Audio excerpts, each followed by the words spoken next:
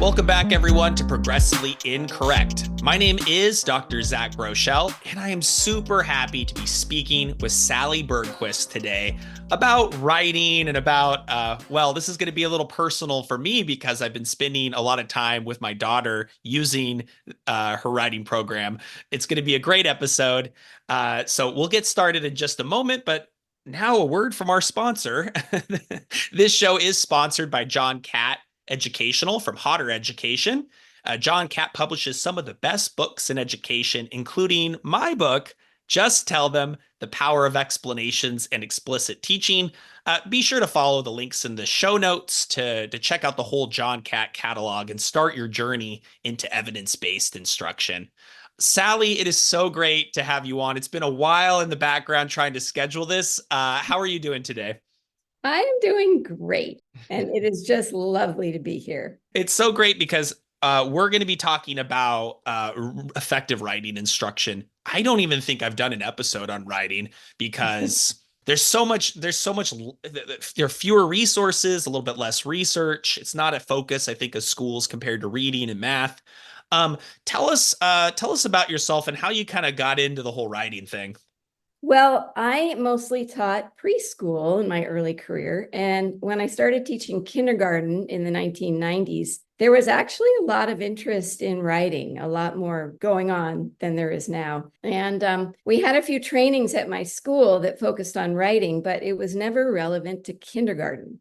And the other kindergarten teacher and I would just sit there bored and rolling our eyes. And eventually one of us would raise our hand and say, "What about kindergarten?" And the answer was, have kids draw pictures and label them. They didn't all know their letters and sounds, and we weren't teaching much handwriting. And so I didn't find that very worthwhile.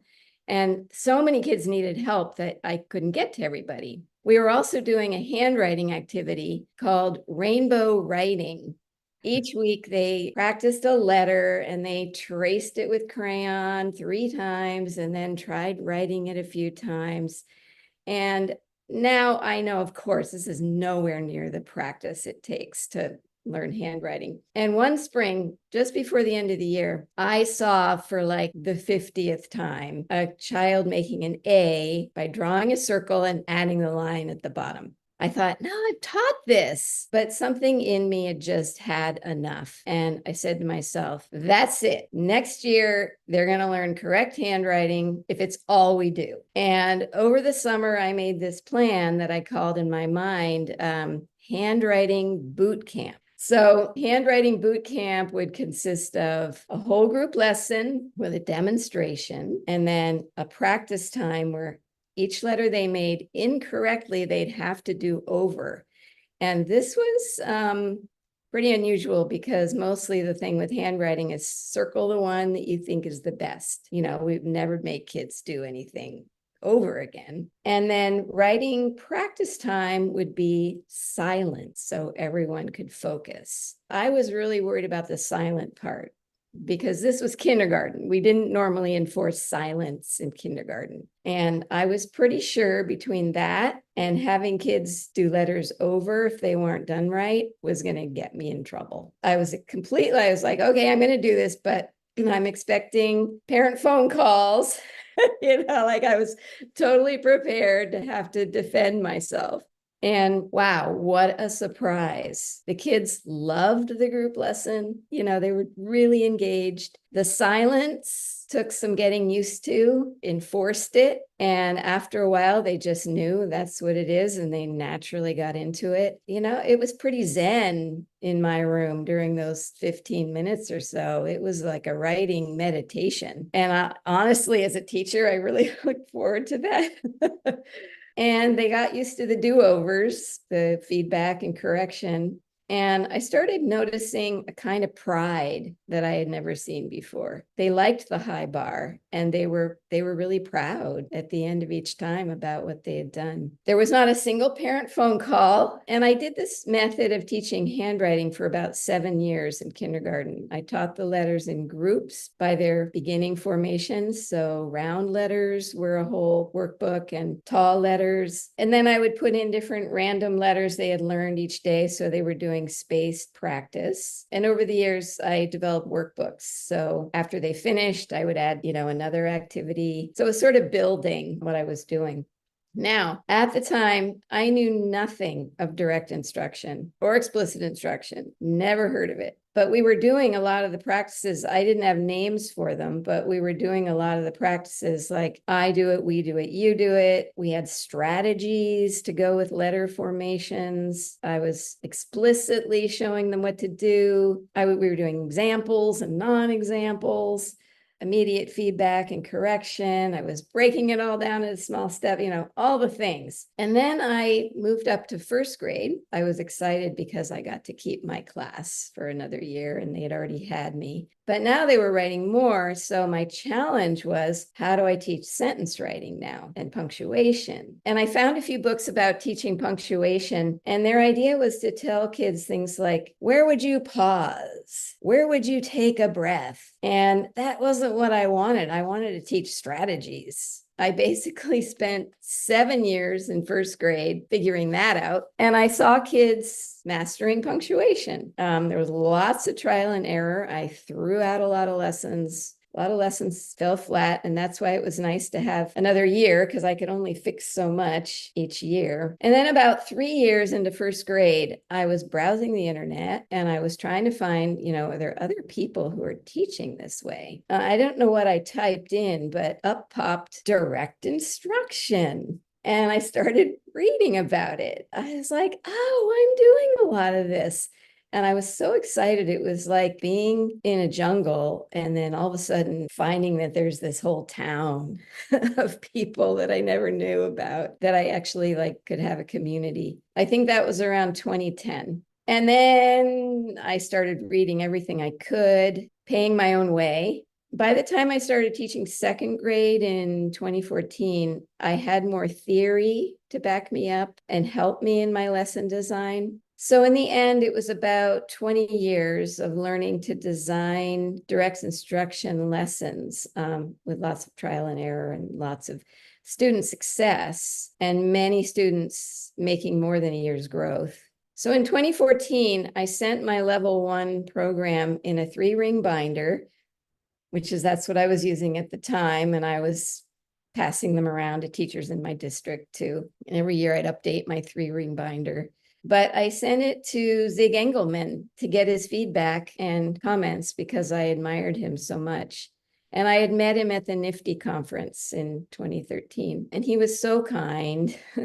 And he agreed to look at what I was doing. And then he sent me some suggestions. So I took what he told me and made some changes. But I couldn't do everything he said because one was to train a lot of teachers and do a big pilot to see if they could all get the results that I was getting. And, I'd love to do that, but I don't as yet have a whole school district or a big group of teachers who could commit to do that. So maybe that's coming up sometime in the future. In 2016, I self-published level 1 of Growing Writers. In 2018, I put out level K, and during the pandemic and after leaving the classroom, I finished level 2. So since then, I've made 12 training videos because that's the closest I can come to being able to train teachers, because teachers buy it from all over the country and it's usually just they're 1 or 2 in a school. I've written several articles, and just generally, I'm just trying to really be an advocate for writing in general, which is pretty ignored, and excellent writing instruction. I love it. And for me, how I came across you was, I'm looking for something to do with my daughter that will keep these tutoring sessions going, right? We started with Teach Your Child to Read was the first thing I got, which is a direct instruction program for parents. Yep. Yep. And I'm working through some math stuff and how do how do I keep her interest? And I found that she loves writing stories. She loves telling stories. She loves drawing pictures of things that happen and then having me tell her letter by letter how to write the caption for it. And you send me Growing Writers level one. Tell me the difference between level one and the other two levels in K and two. Well, K is meant for kindergarten. One is first grade, two is second. But I didn't want to say the grades on them because teachers use them as remedial materials, and you don't want children seeing this is first grade on something, which is something I learned from direct instruction. You know, they're letters and numbers, and we're not putting a grade level on it because we don't want kids to feel like they're behind. So level K starts out with more fine motor activities before even writing shapes, whereas level one goes right into handwriting instruction. Level one also incorporates more opportunities to do sound spelling, you know, more like writing on lines. Like the first activity is the skills based, and then the second one is doing some writing. In kindergarten, the second activity is more doing drawing. I'm on book 4, I think, right now, maybe book 5. So they come with these little student booklets. And what I love is that there's always a portion, or most of the time, there's a portion that is on handwriting. And that's great. I thought my daughter was automatic enough. And no, I was wrong, right? She did need a lot more support. But then it's always paired, at least where I am right now, paired with the writing activity that my daughter would love to do on her own. So it's kind of nice how you can get the fluency practice at the beginning with the handwriting, so that she's automatic, and then you move into telling stories and talking about how stories are made. And I think there's one about characters, or what do you like, or what's a Mhm. verb, and there's all different types of things that are all integrated. So it's super Yeah. neat. I Yeah, love that it. all developed over many years. I didn't just like sit down come up with this. Yeah, it was all about watching kids every day, seeing their responses, seeing what worked and what didn't work. And like the step size, or like how long it takes to do each of these lessons, is remarkably consistent. Like it's almost never a time where I start one, I go, oh, I need to spread this out over 2 days, 3 days. Yeah. Like I can almost always manage it in a one-on-one setting to finish in before she gets bored, basically, but usually like Yeah. 20 minutes or so. And I'll guarantee you that as I was doing them, a lot of them did take more than a couple days. And then I had to go, oh, how do I break this down and make it into a 1 day thing? I Yeah. love it. Well, let's get to some questions. And are you ready? I'm gonna grill you a little bit on some different areas of writing. Our first question is, what are we getting wrong with writing instruction, and what can be improved, specifically with K-2 writing instruction? Well, K-2 are the most important grades for building a foundation of essential skills because when they're not in place and they get to third and fourth grade and the teachers are trying to teach the content, it's really hard for the kids and the teachers to have to go back and try and figure out what's missing and what's lacking. And so being on grade level for third grade with writing is just as important as reading, but it's not usually included in that. It's usually math and reading. Like we're really aware of how important it is to be on grade level. But writing, I think people still see, oh, they'll get it eventually, they'll catch on. Like we don't believe that about reading anymore, but there's still that myth going on, I think, with writing. But I would say most educators would have a hard time defining what grade level writing looks like. The Common Core writing standards for these grades start out with guidance and support. Well, to me, like, what kind of standard is that? You know, anybody could meet it. I could parachute out of a plane with guidance and support attached to somebody. Does that mean I have met the standard of being a skydiver?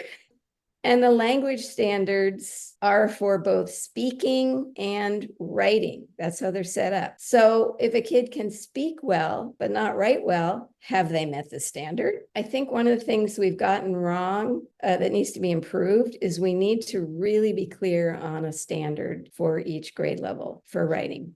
Can I want to talk about that for a sec, because it makes no sense. Like the a standard should not incorporate any information around how it is taught. It It should Right. simply be the student's performance Exactly. independently on that standard.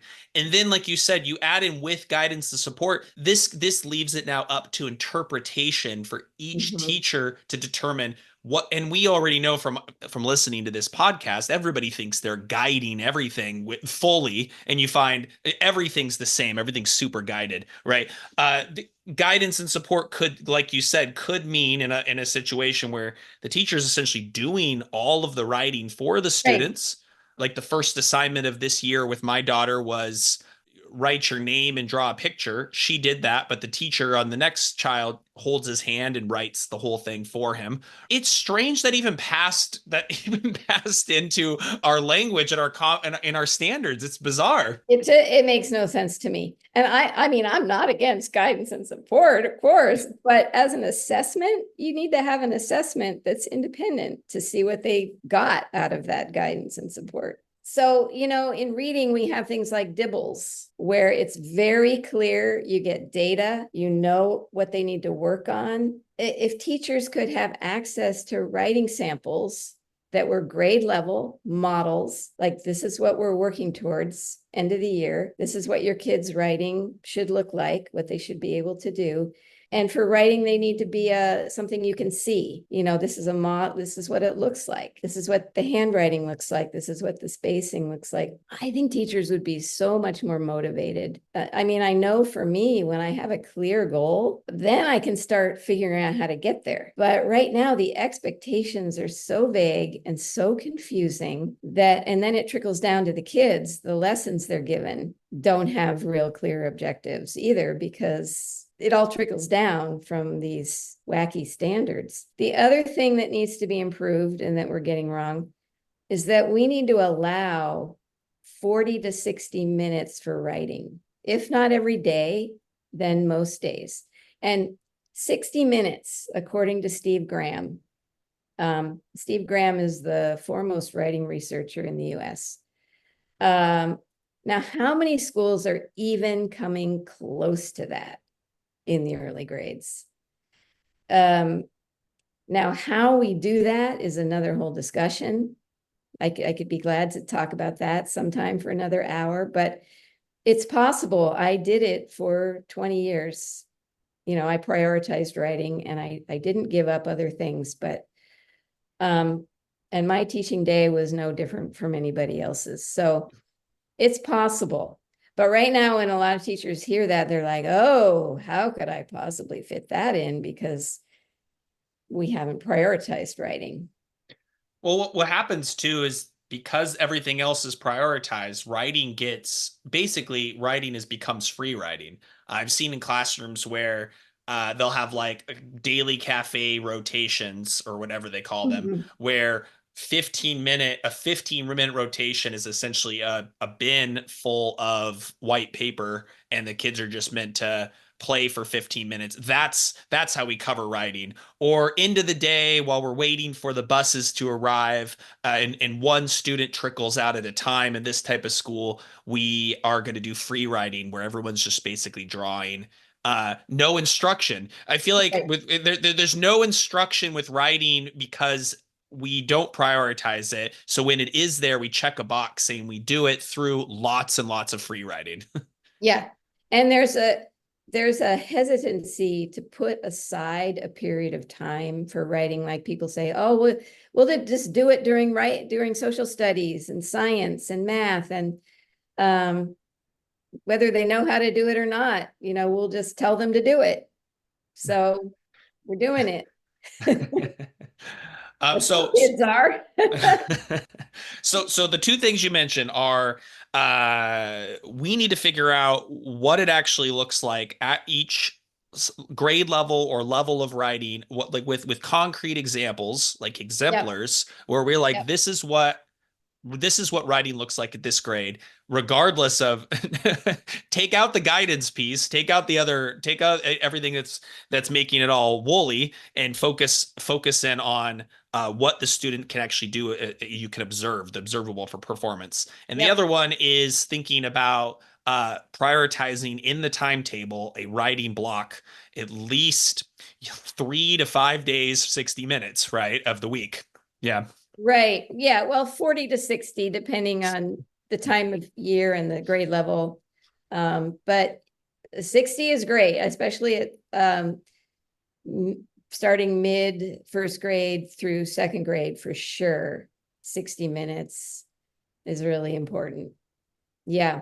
And Yeah. now, like, so my second question has to do with writing being very challenging. It's seems like it's probably the most difficult thing students are asked to do during their day, right? You need to have speaking and language in place. You need to have your handwriting in place. You need to be retrieving lots of background knowledge and putting it to paper in in an organized way. Gosh, it sucks up working memory very quickly to deal with writing as a task. Mhm. What are some of the ways we can prevent cognitive overload in early writing instruction? Yeah, this is so important. Because when kids are overloaded mentally, they're not learning, right? They're just going through the motions. Um, most of the writing instruction that teachers have access to is activity based. So we do the activity, we finish the activity. Some kids did well, others needed a lot of help. What did they learn? We have no idea. What were we trying to teach? We have no idea. What was the goal? And you might hear things like, well, it was about exposure. We want them to be exposed to this idea, or we want to practice a certain type of genre, or we want to do this project. Um, Now, so I'm not against activities if all students have the skills to do it, to be successful. So the only way to get these skills is to practice them separate from the activity. So like, my daughter, when she was little, was on a little YMCA basketball team, and you'd go to the practices and the kids would practice dribbling and practice passing the ball, and they would learn different ways to shoot baskets. And then you have the game on Saturday. But in writing, what we're doing is the equivalent of every lesson is an all-out game with no practice skills. So, and we're just sending kids onto the court going, do your best, because we haven't actually helped them improve in the week. It's the week before, we didn't have a time where we actually showed them, now in the next game, you could do this better, this better. Um, so, so basically, some of them are, sort of cognitively overloaded in the game. My daughter certainly was. Like, what do I do? So the skills we need are, well, handwriting is a biggie, fine motor strength, pencil grip. These are basic. Spacing and sound spelling.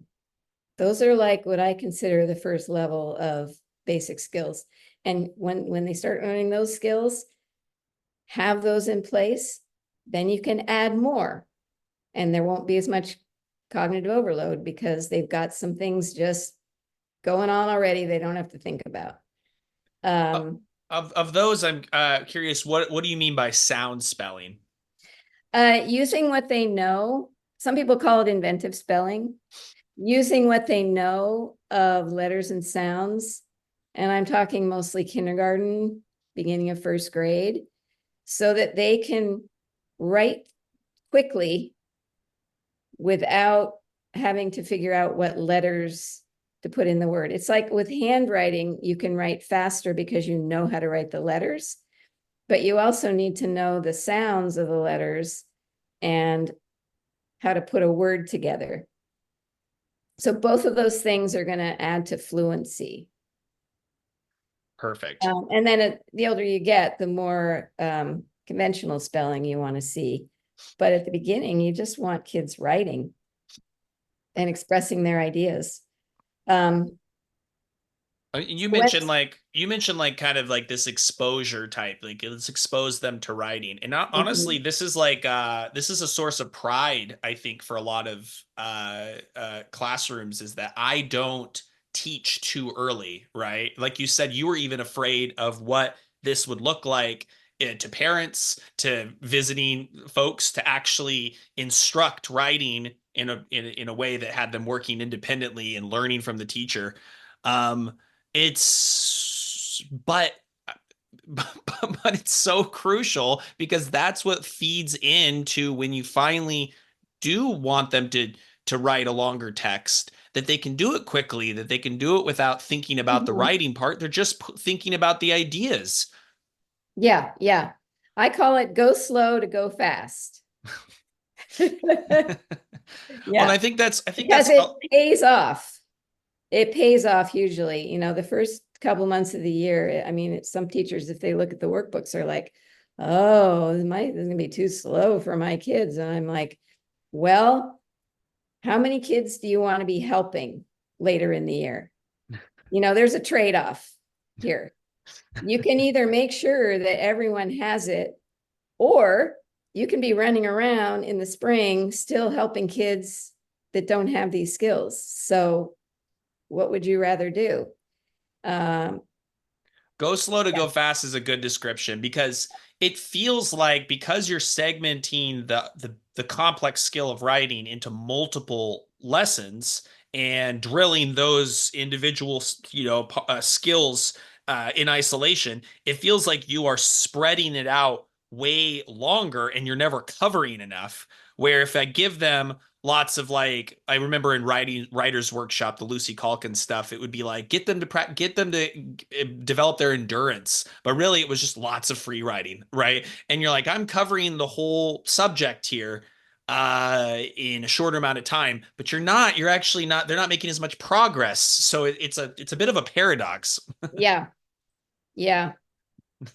It's hard to figure out. Pacing is a hard one, in developing curriculum, because there is a fine line between actually going too slow, and how many kids are you going to wait for? I mean, there is sometimes where you do need to move on, and there's one or two kids who are just not going to be there. And then, of course, we're teachers, we know how to differentiate and fix that. But it shouldn't be a quarter of the class or a third of the class that you're having to do that with.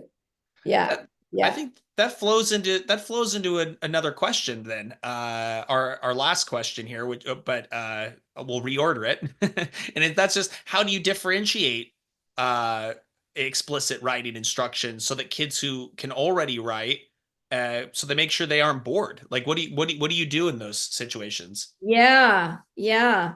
Well, I have come up with something I call the expandable lesson. And it's a two-part lesson. And the first part caters mostly to students who struggle with writing and are at risk for failure. But because writing is difficult to learn, this can be a lot of kids.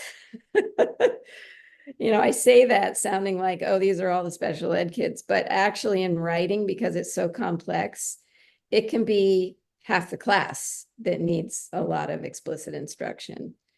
Um, and depending where you teach, it could be almost all the class if you're teaching in an area where kids come from families where they haven't had the opportunity to be exposed to writing. So the first part is the very simple step-by-step skill building with only 10 to 15% new information each day, lots of practice. But everyone does this part, even the kids who already, quote unquote, know how to do it. They all do it. It's good review. It solidifies what they know, and they can do it quickly. And then they move on to the second part of the lesson, which could be free writing or a prompt or some writing or spelling challenge. It's never busy work. There's always an objective attached to it. Everyone gets their needs met, but the amount of time they spend on each part will vary according to their needs. So some students will spend almost the whole time completing the skills part, and that's fine. That's what they need. But they're proud of themselves for doing it well. And it's not like saying, I really wanted to avoid any kind of grouping where some kids are doing this and some kids are doing that. Everybody does all of it. And so the kids, even if they spend a long time on the skills part, well, I did this the way everybody else did this, and I did this too, and we were all successful. I'm really aware of self-esteem issues that come up around kids and comparing themselves to each other. You know, you can't avoid that entirely, but you can make it easier. And then the other part is at the end of each lesson, we celebrate by sharing every time. Kids are so motivated by sharing what they wrote with a friend. And that's a great equalizer too, because some kids who can't write very well are incredible artists. Some kids who can't write very well are hilarious and funny, and they do a picture that's really funny.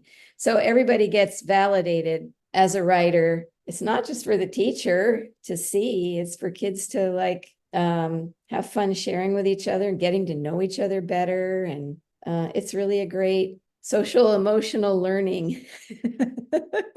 So how do you logistically manage this expanded lesson where you are you starting everybody together, like on the carpet, for example, and then you just sort of send one at a time away to do the independent practice, or is this mostly taking place at desks? Like, how do you usually manage the kind of the slow release into working independently, where you're kind of keeping the kids who need more skills practice for a little bit longer? That happens after they're all working at their desks. Everybody together on carpet, go to the desk, silent time. We count down to silence. And during that time, the kids know exactly what to do. Some of them get done quickly, but everybody's work has to be checked. Put a check or a sticker or a star or something. And then as I go around, I would say, oh, this letter A could be a little better, you know, see how skinny it is, or let's make it the way you did this other one here. And then I'll come back in a few minutes and check on that kiddo. A lot of the class may be done quickly. And as soon as they're done, they go on to the next thing because they're not sitting there waiting. You don't want any downtime. You want kids to be working the whole time. So whether or not I've checked it, they go on to the next activity. When I come around and check, then they're going to have to go back and fix whatever it was they needed to fix. And with the sharing part, do you said you do it in pairs or you do it whole group? Do you display student work, or how do your celebrations kind of work with the writing? Yeah. In second grade, there's a project where they take one thing they wrote that has a who, what, where, when, why, and they expand on that. And that becomes a finished product, and they make a piece of artwork to go with it, you know, and that goes out in the hall or on the wall. So I do think those finished products are important sometimes, but there should be a lot of writing that's just writing. I love that. So you've kind of done some deep dives into research around effective writing and what are the most important skills to writing. What are some of the things that you found that you really think that this audience could benefit from when it comes to research into effective writing lessons and writing skills in general? There's not enough research. So, and especially the lower down you go in the grades, the less research there is. So by the time you get to kindergarten and first grade, you could probably stack it all on one small bookshelf. And, you know, even the best known books on teaching writing, and some great programs like the Writing Revolution are geared to second grade and up. So, you know, they don't touch the basic skill levels. But that said, there is ample research to show that handwriting is crucial. And that's become like a given now. Like if there was a science of writing, that would be one of the central points because it's so important to composition and fluency. And even they found that handwriting instruction even improves writing skill like in middle school. And now even they're doing studies that show that when you write things out by hand, you remember it more. Even, college students taking notes. And if there's something about the connection between the muscle and the brain that is beneficial to memory. Studies have also shown that kids who learn to write a letter by hand learn the name of it faster. Like, they've done these interesting things with MRIs where after a kid learns to write a letter by hand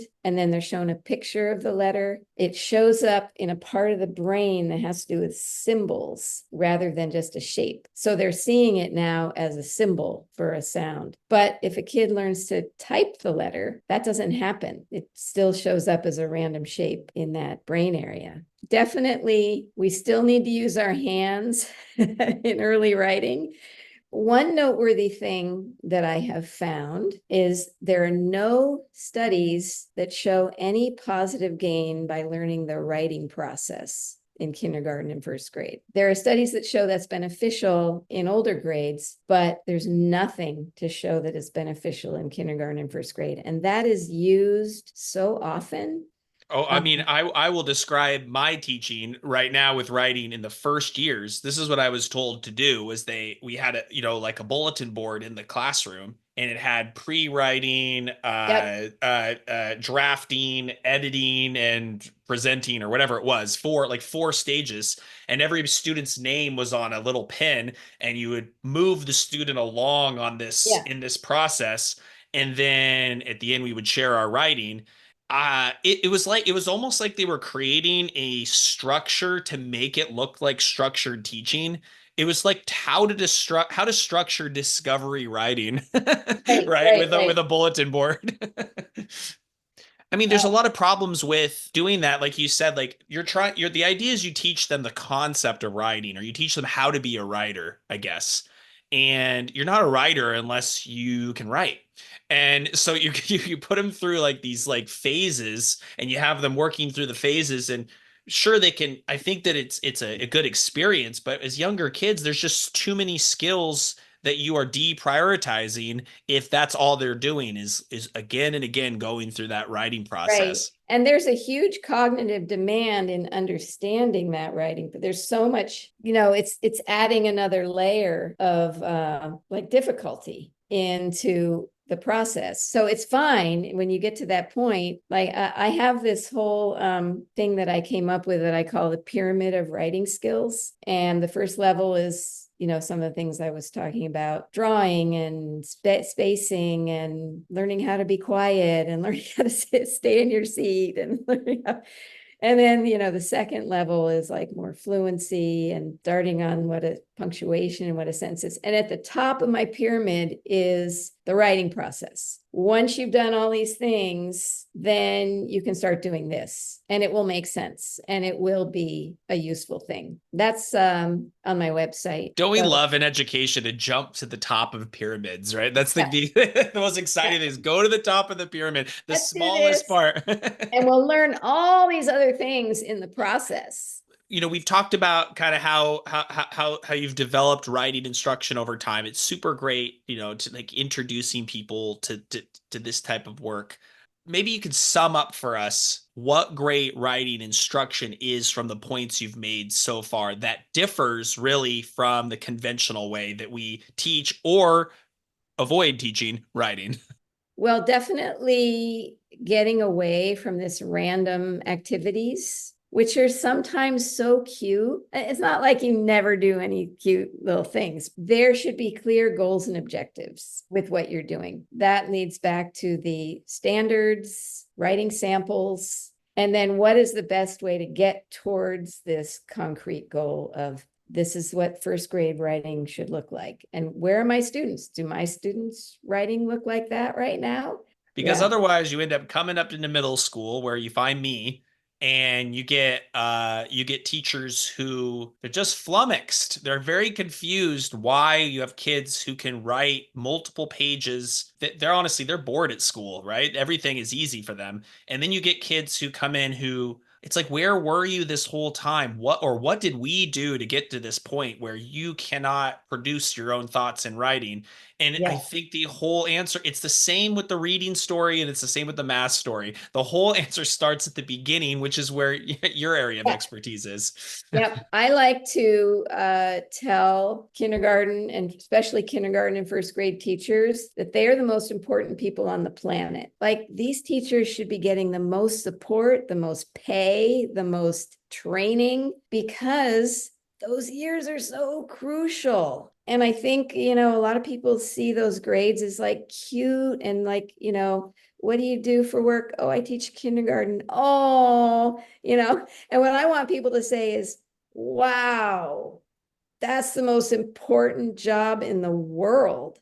We got it all Absolutely. backwards. Let's end on this. What would you say in terms of your tips for me as a parent with my daughter who is getting writing instruction from me? What would be your main tips for me going forward so I can keep this consistent and enjoyable practice going on in my house? I would say some kids don't like to write. Boys are less likely to want to do the fine motor stuff. So even if they don't want to, have them spend a little time holding a pencil, holding a crayon, practice putting marks on paper, practice making some letters. And sometimes it's hard for parents because kids get really frustrated when their parents trying to make them do something. So the other thing is when your child gets to school, ask how much writing are they doing? What do they do? How are they learning writing?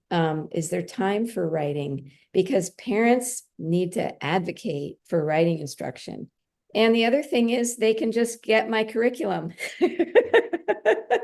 I do have people purchase it who are parents. Their kids not getting it in school and they want to work with them at home. Well, I So, can definitely recommend it to people listening since I personally used it. It's called Growing Writers, and you get a teacher's guide, and you get these little these the cutest little writing books, which my daughter just loves them. She's really excited to move on to the next writing book, you know. mhm. And it's not difficult to manage as a parent. It will say like it will say like if you're working in your whole class, but it's just as simple as going, okay, I'm just working with my daughter. Very easy to understand and move as a parent tutor at home. So I'll be putting the links in the show notes to go check it out. And other than those links, Sally, how can people get in contact with you? Well, it's on linked with my website, growingwriters.org. There's a lot on there. So Yeah. growingwriters.org in the show notes. Sally, thank you so much for coming on Progressively Incorrect. Listeners, thank you for tuning in once again. If I could just ask you to spread this show around to people teachers I really want to get this content out there, and so we can improve learning all over the world. Thank you so much, Sally. It's been great. Take care. Yes, thank you for all the good work you're doing. So important. All right, bye-bye.